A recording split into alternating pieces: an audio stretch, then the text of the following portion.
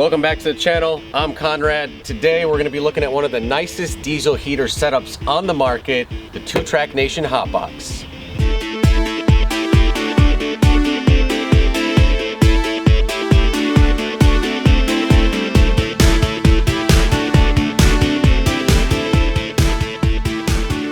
All right, so I'm gonna clear the air right from the beginning. Because this is a premium unit, yes, it is expensive and priced accordingly, but for a variety of reasons that I'm gonna get into here in a second, the price point is what it is. Setups like this are not cheap.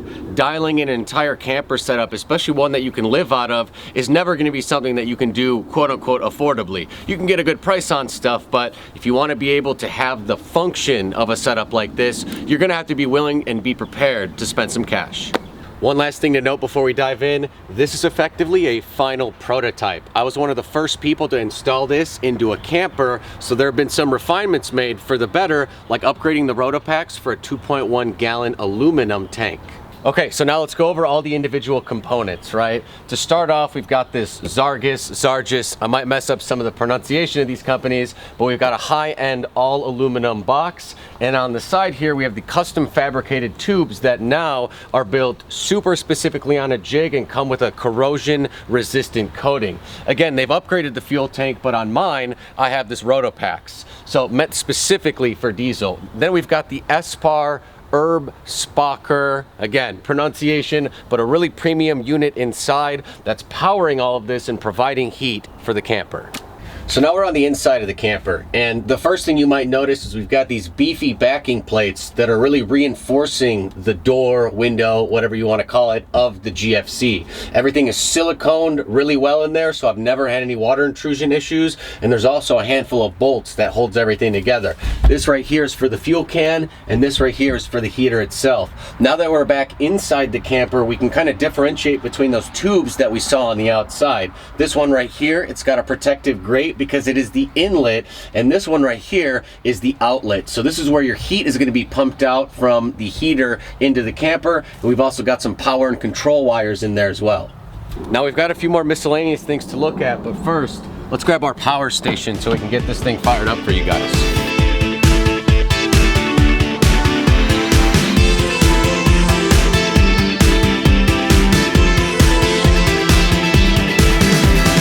So we're in the back of the truck. We've got our power station, the Genverse Home Power 1 Pro. It's about a 1200 watt unit. It does really well because we charge our phones, run the fridge, things like that at the same time. So basically it hooks up super easy. All you got to do is plug it into your power station, and then you've got this little controller here. I know it looks a little bit messy. The power supply should be attached to my goose gear setup, and when we're actually set up in camping, this is in the back of the bed, kind of out of the way, so we don't have a whole lot of clutter. Besides that, a few little minor things left to go, and then we'll fire this guy up. All right, so one of the first steps to getting this guy started, make sure that you open your fuel tank. This kind of releases the pressure, so especially as it's pulling fuel out of there, it doesn't start to create a lot of negative pressure inside the fuel container. Next up, you want to make sure there's a fuel valve up here, that it's in the on position, and then even though we have an intake over here for the recirculation, we have a fresh air intake here at the bottom with a removable plug, and we've got a plug back here to install the exhaust, which, while not entirely necessary, helps to quiet the system down quite a bit.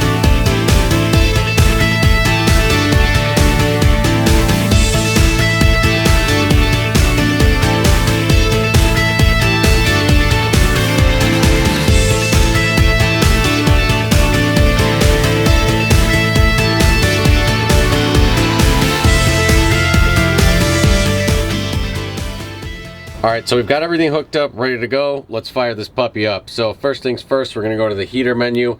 We're gonna select our temperature. It's about like 65 right now, so it's a little warm, but we're gonna set it to something like 75, 80, just so you guys can get an idea. Then you're gonna set your timer. I usually put it on like infinity, especially if I'm gonna run it through the night.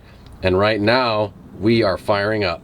So now we're gonna give you guys a quick glimpse into the firing and startup sequence for this, all the way up until the point where it's actually pumping some heat out into the camper.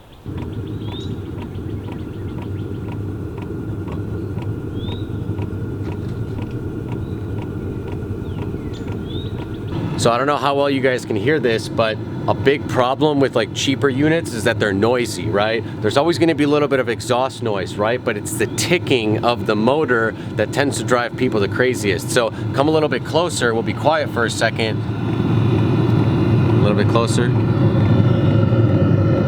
A little bit closer. I don't even know if you guys can hear that. The ticking is so faint. And that's really going to be as absolutely loud as this thing gets, and it actually quiets down the longer it runs. So it's getting a little bit noisier in here. Again, I don't know how well the mic is picking this up, but the air is coming in through here pretty fast, and now you guys can really start to hear that fan pumping the heat into the cabin already. So it's already warm. Can't show you guys that on video. And the last neat part about all of this, the thermostat for the unit and the self-adjusting nature of that motor lends itself to a thermostat that's inside of this. So this primary control unit, wherever you put it to, that's where the diesel heater is going to be looking to get your set point temperature. So when this area is 80 degrees, it's going to go into more of like an eco mode, right? Or whatever temperature you set it at. And at that point, it runs very, very efficiently. Once it gets your whole interior up to temperature and it's running throughout the night, it uses a lot less power and a lot less fuel. So a little bit more of a startup process that's a little bit more exciting and loud, but then again, over time as you use it throughout the night, things start to calm down a little bit. So this right now is running at like absolute full speed, trying to get the inside of the truck all the way up to the temperature we set it at. So again, don't know how good this is being picked up on the mic, but this is really the loudest this unit is going to get. And again, once the temperature gets a little bit closer to the set point, it's going to quiet down a little bit. So this is full operation right here. This guy is running, sucking about 30 watts of power right now, which should drop down considerably again once the temperature is established. But this is what the working unit looks like. So the last thing I want to touch on, especially on camper units like the GFC that don't have a pass-through unless you remove one of the panels, the outlet where all the heat comes out comes with this tube right here, and basically this hose clamp holds it onto there, and then you can direct the heat. You can see this one's got a little bit of mileage on it, but you can direct the heat wherever you want it to go. Now the ultimate in this system would be to buy a tube like this, put a two-way diverter, that way you could run one of the tubes into the truck bed in case somebody was there, dogs, kids, whatever, and then another one up through the bottom of the honeycomb structure towards the front of the bed in the GFC, and then you would have full diverted climate control utilizing a system that's a little bit more complex than this one. So again, if you really want to circulate that heat well, this tubing system can be taken to the next level, diverter valve, everything, and then you're heating the entire camper all at once. So last little bit of information, if you're going to be running this unit, one of the things that's kind of part of the maintenance schedule even is to let it cool down when you're done using it. So you don't just yank the power out and then box everything up. You turn the unit off, it goes down through a cool cycle, and then after the cool cycle is finished, then you can unplug everything and put it away. So last little bit of information, but that's it. That is how the 2Track Nation Hot Box works and runs.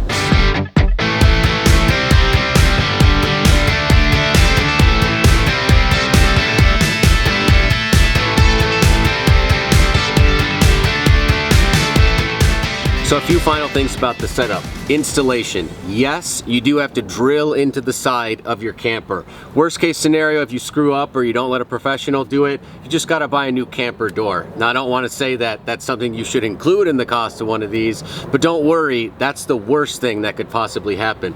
The holes in the system and the way that everything is laid out is very forgiving. So as long as you measure quite a lot of times, maybe even more than twice, you should be okay. So mounting, installing, again, a bit of a tedious process, but take your time, do a good job, and you should have no problems with leaking operation or screwing up your camper door. So now let's focus more on the review side of things. I've had this unit again through 2 different winters for the last, again, a little bit over a year. We've done about almost 2 weeks worth of nights of cold camping, as low as 10 degrees and as high as about like 45, 50, where you consider swapping this out for like a nice blanket.